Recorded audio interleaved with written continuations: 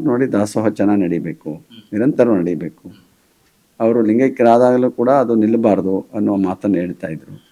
ಜೊತೆಗೆ ದಾಸೋಹಕ್ಕೆ ಯಾವುದೇ ಚ್ಯುತಿ ಆಗಬಾರ್ದು, ಮಕ್ಕಳಿಗೆ ಆಶ್ರಯ, ಮಕ್ಕಳಿಗೆ ತೊಂದರೆ ಆಗಬಾರ್ದು.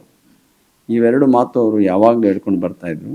ಜೊತೆಗೆ ಯಾವುದಕ್ಕೂ ತೊಂದರೆ ಆಗೋದಿಲ್ಲ, ಚೆನ್ನಾಗಿ ನಡೆಸ್ಕೊಂಡು ಹೋಗಬೇಕು ಅನ್ನುವ ಆಶೀರ್ವಾದನೂ ಅವ್ರು ಹೇಳ್ತಾ ಇದ್ರು. ನಾನು ಎದುರಿಸಿಲ್ಲ, ಅದನ್ನು ನಮ್ಮ ಪರಮ ಪೂಜ್ಯರು ಜೀವನ ಪರ್ಯಂತ ಎದುರಿಸ್ಕೊಂಡು ಬಂದವರು.